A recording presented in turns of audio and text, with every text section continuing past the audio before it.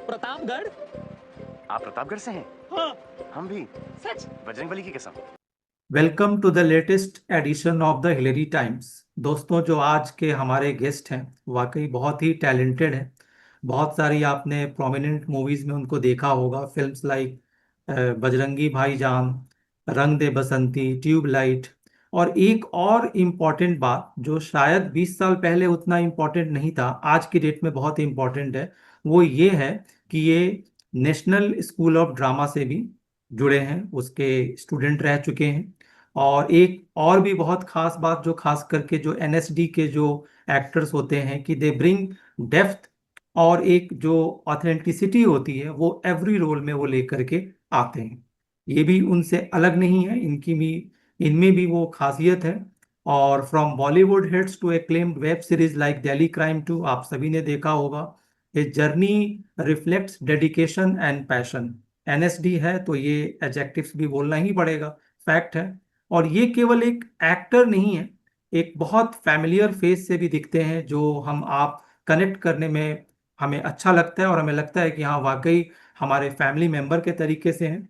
तो आइए इनसे बात करते हैं, इन्हें जानते हैं, और जो रील से हट करके जो रियल पर्सन है वो जानने का हम ट्राई करते हैं। So let's welcome our today's guest, Alok Gagdekar ji. Sir नमस्ते, कैसे हैं आप?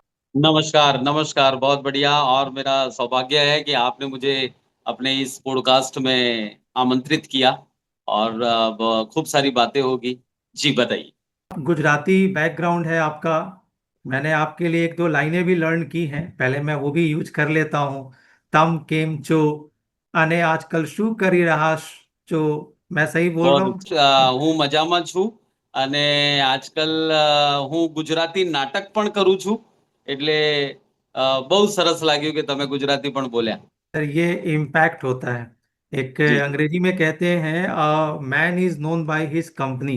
देखिए ये यस। आपकी कंपनी का असर है कि दिल्ली में बैठकर नॉन गुजराती होते हुए भी मैं गुजराती बोल रहा हूँ। तो ग्रेट आपके ग्रेट। रोल्स जो हैं इसी तरीके से बहुत असर करते हैं, वो चाहे लेंथ में छोटा हो या कम हो।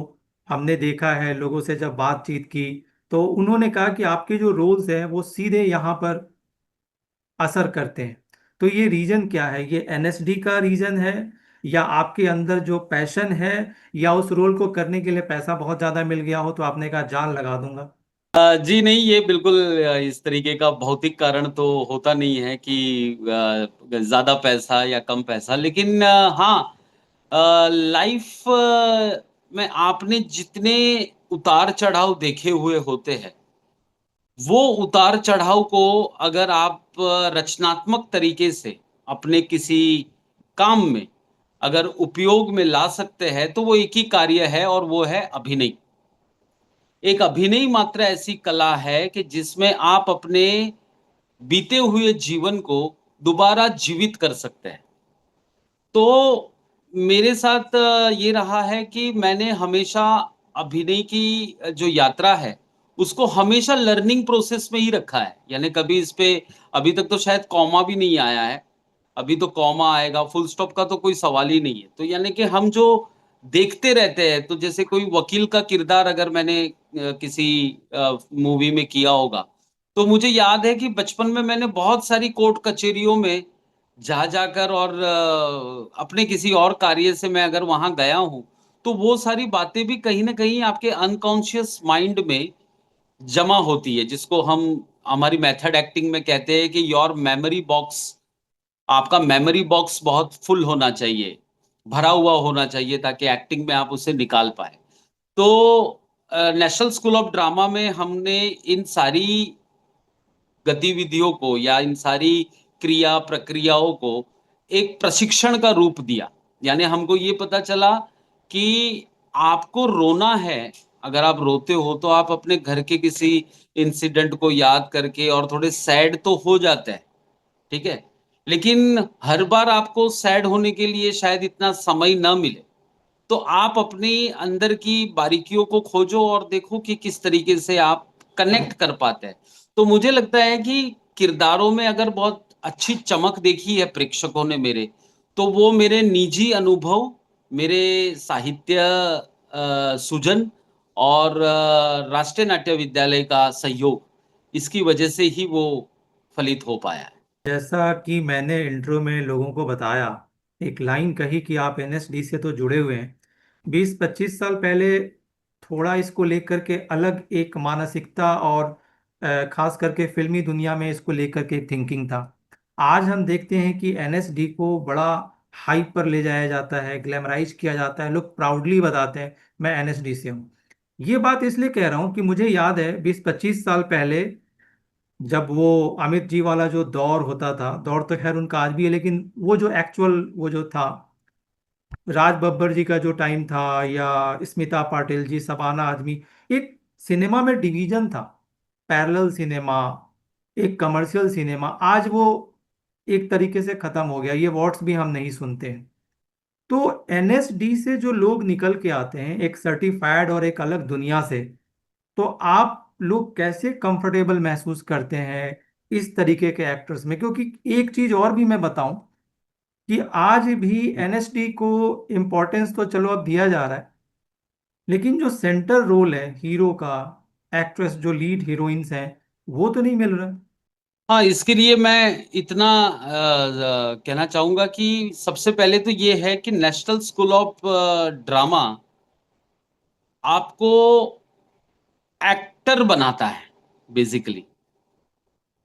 और जो 75 का जो सिनेमा, 70 और 90 का जो सिनेमा था, उस दौर में हमारे नेशनल स्कूल ऑफ ड्रामा से भी बहुत सारे एक्टरों ने लाइक मुंबई में काम करना शुरू किया, जिसमें नसरुद्दीन शाह, हम्म। ओमपुरी जी, रघुवीर यादव, राज बब्बर जी, हम्म। और भी बहुत सारे ऐसे एक्टर, फीमेल एक्ट्रेसेस में भी काफी बड़े बड़े नाम, सुरेखा शिखरी जी। तो ये लोगों ने जो काम किया, तो इनका यही था कि हम तो अपने किरदार को जीने के लिए, हम तो अपने किरदार को जीने के लिए किसी भी हद तक जा सकते हैं। यानी कि अगर आप कम पैसा दोगे तब भी हम काम करेंगे, पैसा नहीं दोगे तब भी हम काम तो करेंगे, क्योंकि हमें काम करना ही है। क्योंकि हमने टैक्स पे मनी से टैक्स पे मनी से शिक्षण प्राप्त किया है। आपको पता ही होगा कि national school of drama autonomous body है, और बहुत अच्छा खासा सरकार का एक बजट जो है वो हमारे प्रशिक्षण में उपयोग में लिया जाता है। तो हम लोगों का यही होता था कि जो भी बॉम्बे में काम करने के लिए गए हैं नेशनल स्कूल ऑफ ड्रामा के विद्यार्थी, पहले तो वो उनकी चॉइस है कि हमें मुंबई जाना है। राष्ट्रीय नाट्य विद्यालय आपको सिनेमा का ट्रेनिंग नहीं देता है, वो अभिनय की ट्रेनिंग देता है। और अभिनय और थिएटर का कंट्रीब्यूशन आप सिनेमा में कितना कर पाते हो, up to you. Irrfan Khan साहब ने अपना एक अलग तरह का कंट्रीब्यूशन किया है सिनेमा के अंदर। वो नसरुद्दीन शाह सर ने एक अलग तरीके का कंट्रीब्यूशन किया है। ओमपुरी जी ने, रघुवीर यादव जी ने पहली बार दुनिया को ये सजग किया कि एक्टर कितना सुरीला गाना भी गा सकता है। और आप देखिए कि फिर उसी के बाद से आमिर खान जी ने भी अपनी एक फिल्म में गाना गाया है, आती क्या खंडाला। फिर शाहरुख खान जी ने भी फिर एक्टर अपनी वॉइस देने के लिए जो शुरुआत हुई, तो वो भी कहीं ना कहीं इस तरीके के प्रायोगिक अभिनय करने के जो आदि लोग थे, एक्सपेरिमेंटल एक्टिंग करने की, वो national school of drama, FTII, और उन्हीं के साथ जुड़ते गए डायरेक्टर्स, जो 75 और 95 के बीच में कुछ ऐसे डायरेक्टर्स भी पैदा हुए इंडस्ट्री में, कि जिन्होंने सोचा कि यार 3 करोड़ रुपए की फिल्म है, अगर पूरी फिल्म बनाने का खर्च है, तो उसमें 1.5 करोड़ रुपया तो सिर्फ एक्टर के पास ही जा रहा है स्टार को कास्ट करने में। तो फिर इन्होंने सोचा कि यार हम एक काम करते हैं कि हम हमारी कहानी को ही हीरो बनाते हैं। तो जितने भी actor national school of drama, FTI या थिएटर बैकग्राउंड के लोगों ने जिन फिल्मों को लीड किया है, उनकी कहानी हीरो है। रुका हुआ फैसला हो, जुनून हो, श्याम बेनेगल जी की कोई भी फिल्म उठा लो, तो वहां पर आपको हीरो कहानी आपको हीरो की तरह दिखाई देती है। तो 20 साल पहले नेशनल स्कूल ऑफ ड्रामा को जिस नजरिए से देखा जाता है, मुझे नहीं लगता है कि नजरिए में कोई फर्क आया है। नजरिया तो आज भी वही है कि यार देखो वो एनएसडी के एक्टर है, थोड़ा सा लाइन वाइन आप याद कर लेना, क्योंकि वो थिएटर के एक्टर है ना। तो ऐसी एक पहचान जो उस वक्त थी वो आज भी है। इसका मतलब ये है कि नेशनल स्कूल ऑफ ड्रामा का प्रशिक्षण कहीं ना कहीं इक्वली वर्क कर रहा है तब से लेकर आज तक। इसीलिए हम देख रहे हैं कि हर कुछ समय के बाद कोई ना कोई एनएसडी का एक्टर एक अच्छा काम लेकर पब्लिक के सामने आता है। तो स्टारडम जो है, कि जिसको हम कहते थे कि जो स्टारडम, स्टार से ही जो फिल्में चलती थी, वो फिल्में धीरे धीरे कहानियों के लिए चलने वाली फिल्में बन गई। इसीलिए आप देखो कि जो श्याम बेनेगल जी की जो जगह थी, वही जगह आज शायद राजकुमार हिरानी ने ली है। हाँ, जो विजय आनंद जी की जो जगह थी, वो आज कहीं ना कहीं अनुराग कश्यप ने ली है ना। कि हम आज के लोगों की विचारधारा के हिसाब से, आज के मेंटालिटी के हिसाब से हम कंटेंट को हीरो बनाते हैं, आप इसलिए हम। अनुराग कश्यप जी की बात कर रहे हैं और जी विजय आनंद जी से उनकी तुलना कर रहे हैं। विजय आनंद जी अनुराग कश्यप जैसी फिल्में बनाते थे जिसको देखने के पहले घर में सोचना पड़े। जी नहीं, यानी कि उनका सामाजिक परिप्रेक्ष्य के हिसाब से मैंने ये कहा कि नवीनता लाने की जो आज के यंगस्टर डायरेक्टर्स को जो इंस्पिरेशन मिलती है, वो इंस्पिरेशन जो है वो बहुत ज्यादा विजय आनंद जी के सिनेमा से ये लोग लेते हैं। कि जैसे कि ज्वेल थी फिल्म थी, वो उस वक्त के दौर की पहली क्राइम जोनर से रिलेटेड फिल्म का बनाना, है ना। तो फॉर एग्जाम्पल कि आज हम विषय बदल देते हैं फिल्मों के, कि एक तरीके का विषय चल रहा है, लेकिन नहीं, अब हम इस विषय पर बनाते हैं। फॉर एग्जाम्पल कि लेस्बियन पर फिल्में बनना, या सेक्सुअल ये इसके लिए फिल्में बनाना, एक्स्ट्रा मैरिटल अफेयर की फिल्में बनाना। तो ये जो विषय को पूरा का पूरा बदल देना, तो ये मुझे लग रहा है कि डायरेक्टर के लिए बहुत बड़ा चैलेंज होता है। जो चैलेंज समय समय पर, यानी विजय आनंद के दौर से लेकर आज तक के दौर में समय समय पर सभी निर्देशकों ने और डायरेक्टरों ने और प्रोड्यूसरों ने इसको अपनाया है। और वो जरूरी है, क्योंकि ये पब्लिक है, ये सब जानती है बाबू। पब्लिक तो सब कुछ जानती है लेकिन ऐसी बहुत सी चीजें हैं जो पब्लिक को आज तक नहीं पता चला और वो सारी चीजें पब्लिक के माथे पर ही फोड़ा जाता है। जैसे कि पब्लिक ये डिमांड कर रही है, हमने तो पब्लिक को देख करके ये चीजें बनाई। पब्लिक तो ये डिमांड नहीं कर रही है कि आप अपनी फिल्मों में इस तरीके से वल्गैरिटी परोसो, घर में टीवी पर देखने के समय 10 बार सोचना पड़े। आपने एक्स्ट्रा मैरिटल को लेकर के किया, पति पत्नी और वो मूवी भी है, संजीव कुमार जी विद्या सिन्हा जी की मूवी है।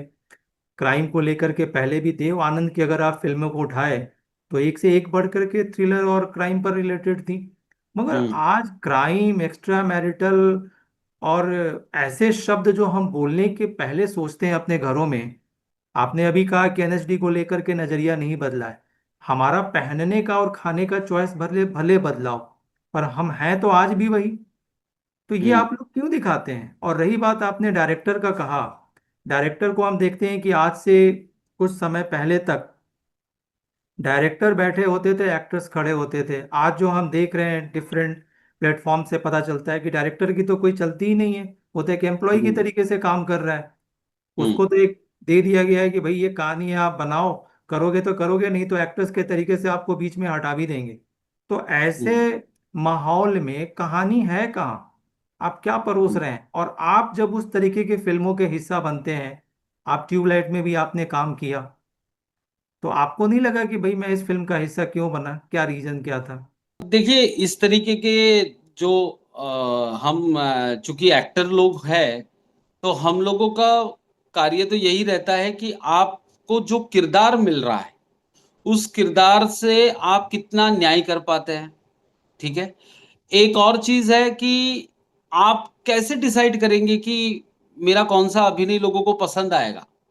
यानी कि ये वही बात है कि पब्लिक आपको बुलाए कि हमें आलोक को देखना है, या आलोक पहले डिसाइड करे कि मैं कुछ ऐसा करूं कि पब्लिक मुझे देखना चाहे। तो उसके लिए क्या होता है कि हम हर टेक्स्ट को अपने वही कि थिएटर का कॉन्ट्रीब्यूशंस क्या होता है आप अपने सिनेमा के अंदर, तो हम उसके अंदर उसको ढालते हैं। और रही बात एकदम मोटे बड़े कैनवास की कि ये विषय पर मैं फिल्म करूं या इस विषय पर मैं फिल्म ना करूं, तो मुझे लग रहा है कि वो हमारे हिंदुस्तान में इसलिए संभव नहीं हो पाता है क्योंकि सभी एक्टरों के पास रोजगार की एक कमी है। और जितने लोग कह रहे हैं कि प्लेटफॉर्म बढ़ते जा रहे हैं तो आपको काम बढ़ रहा है, ऐसा नहीं हो रहा है। जैसे जैसे प्लेटफॉर्म बढ़ते जा रहे हैं वो काम बहुत ज्यादा फास्ट हो रहा है, और वो फास्टिंग जो हो रही है काम की, एकदम जो स्पीड पकड़ी है काम की, उस स्पीड के हिसाब से एक्टर अपडेट नहीं हो पा रहा है। यानी कि कोई एक्टर ऐसा नहीं होगा आज कि जो शायद दिन में पूरा एक अखबार पढ़ पाता होगा। और हमारे अभिनय के संस्कारों में ये पहला संस्कार डाला जाता था कि एक्टर समाज का प्रतिबिंब है। तो आपको ये पता होना चाहिए चाहिए कि आपके आसपास समाज में क्या घटित हो रहा है। बिल्कुल। सर एक बात बताइए कि आपने काम किया सुशांत सिंह राजपूत के साथ, जी सलमान खान के साथ आपने काम किया, बहुत सारे एनएसडी के जो एक्टर्स हैं जो आज के लाइमलाइट में भी हैं, कई लोगों ने चैनल पर भी आकर के बोला कि जब हम सामने वाले को देखते हैं, चाहे वो स्टार किड्स हों या नॉन एनएसडी हों, नॉन ट्रेन्ड एक्टर्स हों, तो उनको देख के कई बार लगता है कि ये एक्टिंग नहीं कर रहे हैं, ये सिर्फ एक्सक्यूजेज ढूंढ रहे हैं। ओपन बताया है, नाम ले करके बताया है। तो आपने तो बहुत सारे प्रोमिनेंट एक्टर्स के साथ काम किया है, तो क्या आपका भी एक्सपीरियंस यही है? आपको भी लगता है यार ये बंदा हीरो कैसे बना हुआ है, मुझे होना चाहिए इस जगह पर? या ऐसा कई बार हमको ऐसा जब मैं मेरे साथ एग्जैक्टली तो ऐसा अनुभव कोई नहीं हुआ है कि जिस एक्टर को देखकर मुझे ऐसे लगा हो कि यार ये कहीं गलत जगह पर तो नहीं है, ऐसा मुझे। लेकिन ओवरऑल अगर मैं देखूं तो ऐसा फील होता है कि ये टेक्स्ट अगर आप किसी ऐसे एक्टर को देते जो ज्यादा इसको न्याय था, तो सिनेमा का रंग रूप अलग होता। जैसे हॉलीवुड में है कि जैसी स्क्रिप्ट है वैसा स्टार वो लोग ढूंढते हैं। तो ये कई बार ऐसा अफसोस होता है मुझे जब मैं, फॉर एग्जांपल मैं नाम लेकर अगर मैं कहूँ कि अभी सनी सर के बेटे की फिल्में आई, 2-3 फिल्में आई सनी साहब के बच्चे की, तो उसमें कहीं ना कहीं मुझे ऐसे लगा कि वो सनी साहब के बेटे में वो बात ही नहीं है जो सनी साहब में या धर्म जी ने अपने जवानी के समय में जो अनुभव से प्राप्त किया होगा, वो नहीं देख पाए। तो क्या हमने उनको कहीं जबरदस्ती तो नहीं दी थी वो स्क्रिप्ट कि भाई नहीं तुम करो किसी भी तरीके से? तो ऐसा फील होता है मुझे। और मेरे पर्सनल, मैंने बहुत सारे एक्टर्स के साथ काम किया, लेकिन इत्तेफाक से ऐसा है कि मुझे सारे अच्छे को एक्टर्स मिले हैं। आपने तो एक्टिंग के कारण बहुत जगह गए होंगे, शूटिंग के पर्पज से, एक्टिंग के पर्पज से बहुत कुछ देखा होगा, गांव शहर राज्य, और आप मुंबई में हैं। तो ये जो इतना कुछ घूमा एक्टिंग के पर्पज से, सीखने के हम्म। दौर में, सिखाने के दौर में, जब आप कुछ नहीं थे, आज बहुत कुछ हैं, बहुत से लोग मिले होंगे, तो ये आपके जीवन में, खास करके आपके प्रोफेशनल लाइफ में कितना असर हुआ इसका? सर तो ये हुआ कि मुझे ये लगा कि हम सोचते भले ये है कि भाई अभिनय या फिल्मों में काम करना बड़ा आसान सा रहता होगा ना, वैनिटी वैन में बैठो। जब एक एक फिल्मों को हासिल करने के लिए या जो हमको मेहनत जिद्दोजहद करनी पड़ती है, उससे लगा कि ये शायद दुनिया का एकमात्र ऐसा विषय है कि जिसकी लर्निंग कभी खत्म ही नहीं होती। यानी ये आजीवन निरंतर चलने वाली शिक्षा प्रक्रिया है अभिनय। यानी कि आपको हर रोज नए शब्दों को अपनी जबान पर चढ़ाना है, पढ़ना है, नई नई परिस्थितियों में रहना है। तो कहीं पर भी जो रनिंग चीज होती है ना, जैसे बहता हुआ पानी, वो कभी खराब नहीं हो सकता। तो जितनी भी मेरी यात्रा हुई उसमें ये लगा है कि मैं उस बहते हुए पानी के साथ बहुत ही अच्छे से सुशोभित होता रहा, सुसंस्कृत होता रहा। मैंने सिनेमा, थिएटर, अभिनय, इससे बहुत सारी ऐसी चीजें सीखी जो पर्सनल लाइफ में भी मुझे हेल्प करती है। दैट्स डिसिप्लिन, टाइम पर पहुंचना, टाइम पर अपनी बातें याद कर लेना, को एक्टर के साथ थोड़ा सा बातचीत बढ़ाना, नए नए प्रदेशों में जाकर जब शूट करते हैं, जैसे मध्य प्रदेश में हमने गोडसे वर्सेस गांधी फिल्म की शूट की, तो बहुत अच्छा लगा मुझे, क्योंकि मैं एक इतने बड़े डायरेक्टर के सामने खड़ा था एज अ एक्टर, जिस डायरेक्टर ने बड़े बड़े एक्टरों की जिंदगियां बना दी, जिन डायरेक्टर ने सनी साहब को नेशनल अवार्ड तक पहुंचाया, राजकुमार संतोषी जी की मैं बात कर रहा हूँ। तो डिफरेंट डिफरेंट डायरेक्टर की डिफरेंट डिफरेंट प्रोसेस, लेकिन आप वही हो, आप वही आलोक गागड़े करो 25 साल से, लेकिन आपके सामने जो किरदार आ रहे हैं वो अलग अलग आ रहे हैं। सर, मन से बताइएगा, सच बताइएगा।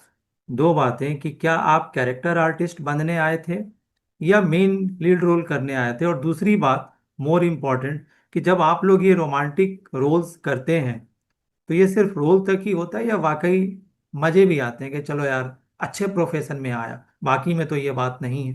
सेकंड वाला क्वेश्चन मैंने इसलिए पूछा कि हाँ, आम तौर पर जो भारतीय युवा है, जो स्कूल कॉलेज में बच्चे पढ़ते हैं, वो कहीं ना कहीं इस चीज़ से वो पॉजिटिव या नेगेटिव अफेक्टेड होते हैं, और वो इसी कारण से वो मुंबई की तरफ भागते हैं। नहीं, वो मुझे लग रहा है कि एक संकीर्ण सोच है।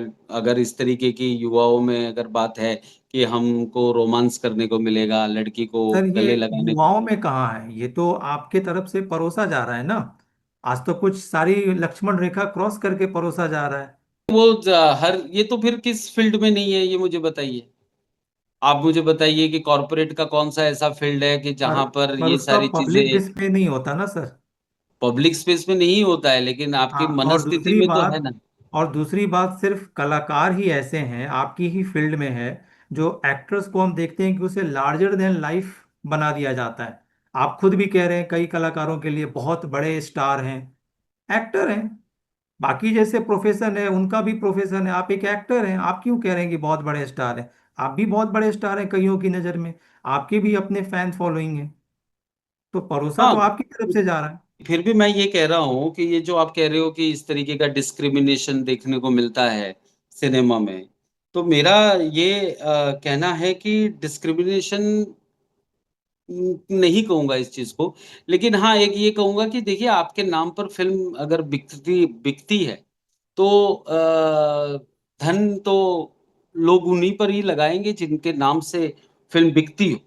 फिर आप हम्म। वहां पर वो अपने एथिक्स लेकर अगर आते हैं कि नहीं, हम्म। प्रोसेस तो ये होना चाहिए कि मैं यहाँ 20 साल पहले आया था तो मुझे ये फिल्म मिलनी चाहिए, ना कि 3 साल पहले ही जो स्टार किड्स एक्टर बने हैं वो ये कहानी को करने लग जाए। मैं ये पूछ रहा था कि रोमांस वाले जो सीन होते हैं, तो क्या हाँ, वो वाकई उसमें एंटरटेनमेंट होता है? कई एक्टर्स नहीं, कहते हैं कि भाई आपको दिखता है, वहां तो 200 लोग खड़े होते हैं, कहाँ से एंटरटेनमेंट होगा? नहीं, मैं नहीं, मैं ये बिल्कुल कह सकता हूँ कि वो कोई एंटरटेनमेंट नहीं होता है, वो एक कार्य की तरह ही उसको लिया जाता है। तो जो लोग फिल्मों को देख करके फॉल्स इंप्रेशन डेवलप करते हैं और ये सोच करके एक्टर बनने जाते हैं, तो उनको आलोक जी की बातों से सीखना चाहिए, समझना चाहिए। आलोक जी, आपका जो सरनेम है वो कुछ अट्रैक्ट कर रहा है।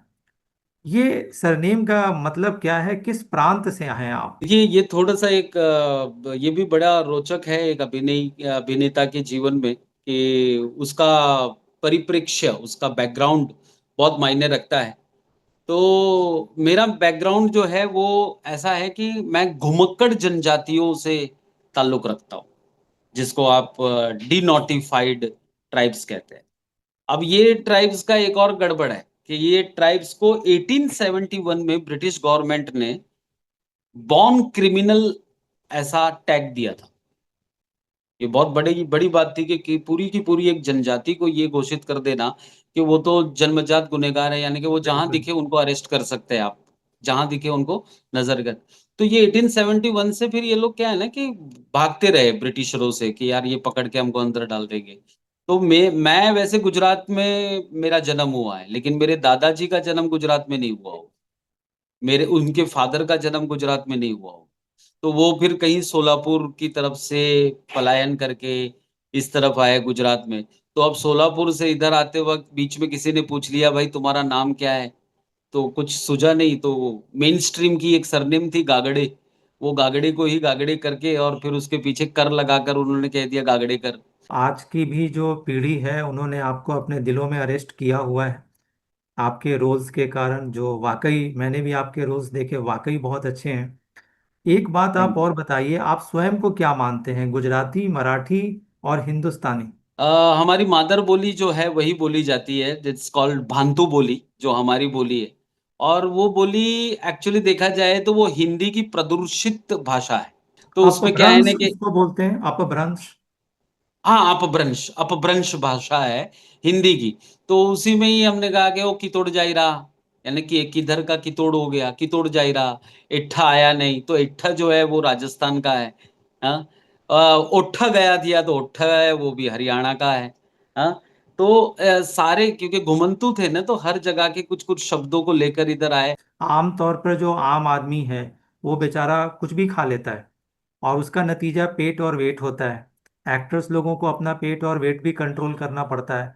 तो आपको भी घर में रेस्ट्रिक्शंस मिलता है कि भाई आपको काम पे जाना है, आप ये नहीं खाओगे, या आप खुद डिसाइड करते हैं कि नहीं भाई मैं नहीं खा सकता, मुझे पर्दे पर आना है, ऐसा कुछ है? ऐसा कुछ तो नहीं है एकदम स्पेसिफाई कि ये हम इस तरीके से नहीं करते हैं, क्योंकि जब बड़े बड़े स्टार्स होते हैं उनको जो खाना डाइटी फूड जो प्रोवाइड होता है पर्सनल लाइफ में भी, तो वो भी उनके कहीं ना कहीं स्पॉन्सर्स होते हैं कि जो उनको उनका सब देखते हैं, जिम से लेकर एवरीथिंग।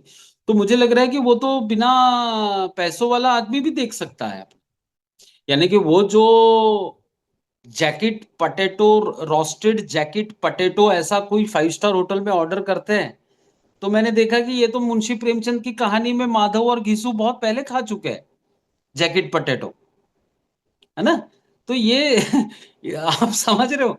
तो अपनी डाइट यानी हम सबको खुद ही ध्यान रखनी है। तो ये लोग प्रोटीन पीते हैं तो मैं सत्तू पीता हूँ।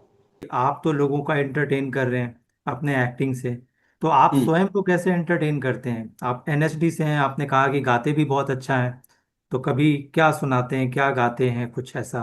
गाते तो नहीं, लेकिन मैं साहित्य पढ़कर अपने आप को बहुत तरोताजा करता हूँ। आपने ये जो बड़े बड़े कलाकारों के साथ काम किया है, जिनको आपने खुद भी संज्ञा दिया, सो कॉल्ड बड़े बड़े स्टार्स, तो इनमें से कौन से स्टार हैं जिसका जिसको देख करके आपको वाकई खुशी हुई, उनके साथ वर्किंग एक्सपीरियंस बहुत अच्छा रहा आपका? और ऐसे कौन से एक्टर हैं, स्टार हैं जिनके साथ आप काम करना चाहते हैं, अभी तक नहीं किया? अभी तक मैंने काम नहीं किया है, और मैं डाई हार्डली जो करना चाहता हूँ काम वो है श्री श्री अमिताभ बच्चन जी क्या के साथ। बच- कई प्रोजेक्ट्स हम मैं उनके साथ करने ही वाला था, लेकिन किसी कारण से वो नहीं हो पाई बातें। आपकी जो हिंदी है वो वाकई बहुत काबिले तारीफ है। मैं भी मुझे भी बहुत सारी चीज़ों को सीखने का मौका मिला। एक वाकई आप धन्यवाद। एक अद्भुत व्यक्तित्व मैं कहूँगा कि आप सिर्फ एक्टिंग ही नहीं करते, एक्टिंग को आप जी भी रहे हैं, पढ़ भी रहे हैं, पढ़ा भी रहे हैं, सिखा भी रहे हैं। एक आपसे आखिरी बात, जो बात भी है और अनुरोध भी है, आप अमित जी का कोई डायलॉग अपने स्टाइल में आप सुना दीजिए। अमित सर के तो हाँ, एक बेहतरीन उनका ये है कि शराबी फिल्म में जब वो घर छोड़कर, शराबी फिल्म बहुत कमाल की फिल्म है एक्चुअली। यानी कि क्या बताऊं मैं आपको कि वो पूरी फिल्म में बच्चन जी ने जो वो एक ड्रंकन ड्रंकन एलिमेंट जो पूरी थ्रू आउट फिल्म में रखा है ना, वो भी देखिए आप कि उनको जो फिल्म में अगर वो सुबह 9:30 बजे है ना, तो वो उतनी ही दारू उनको चढ़ी हुई है जितनी रात को उन्होंने पी थी हैंगओवर वाली। तो गुड मेथड एक्टिंग की है। तो उसमें जब प्राण साहब उनको बेदखल कर देते हैं अपनी जायदाद से, और वो धूप में खड़े हैं एक जगह पर, और सत्यन कपूर जी उनको आते हैं बनावटी तरीके से और कहते हैं कि विकी चलो चलो, तो मैंने सुना है कि तुमको तुम्हारे बाप ने जायदाद से बेदखल कर दिया, चलो मैं उनको मुंह तोड़ जवाब देकर आता हूँ। तो तब बच्चन जी उनको कहते हैं कि सक्सेना साहब, मेरे बाप को मुंह तोड़ जवाब देने वाला मेरे अलावा कोई पैदा नहीं हुआ, और वो जवाब मैं उनको अभी अभी देकर आ रहा हूँ।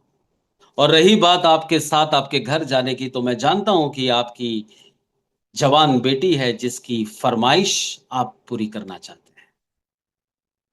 मैं भी एक बिजनेसमैन का बेटा हूं, अभी अभी समंदर छोड़कर आ रहा हूं, और जो समंदर में तैरा करते हैं वो कुओं और तालाबों में डुबकियां नहीं लगाया करते। आई बात समझ में? नहीं, बात जरा ऊंचे लेवल की। आइए मुंशी जी। तो वो जो बच्चन साहब, वाह वाह वाह, जिसमें एक और भी डायलॉग फेमस था उनकी, शेरो शायरी आज उतनी भी नहीं बची पैमाने में। आज इतनी भी मैसर नहीं मैं खाने में, जितनी छोड़ दिया करते थे हम पैमाने में। तो आप इनको सुन रहे थे, देख रहे थे आप। और एक और खास बात कि इनका नाम ही आलोक है। तो जिसका नाम ही आलोक है उसको तो आलोकित होना बिल्कुल तय है। और आपको इनका इंटरव्यू, इनसे हुई बातचीत आपको कैसा लगा? आपने इनकी कौन सी फिल्म देखी है? कौन सा रोल आपको याद है? किस रोल में आप देखना चाहते हैं? ये सारी बातें आप कमेंट करके बताइए। और अगर कोई आप में से ऐसा है जो आलोक जी की नकल कर सकता है, उनकी कॉपी कर सकता है, उनकी आवाज़ निकाल सकता है, तो आप अपना क्लिप हमें व्हाट्सएप कर सकते हैं। और आलोक जी, आपने हमें समय दिया, द हिलरी टाइम्स को समय दिया, इसके लिए हमें बहुत खुशी है और प्राउड भी फील कर रहा हूँ कि आपसे बात करने का मौका मिला। तो दोस्तों, मुझे दीजिए इजाज़त। मैं हूँ आपका दोस्त, इस कार्यक्रम का host and a very common man, Ashish Kumar. जय हिंद।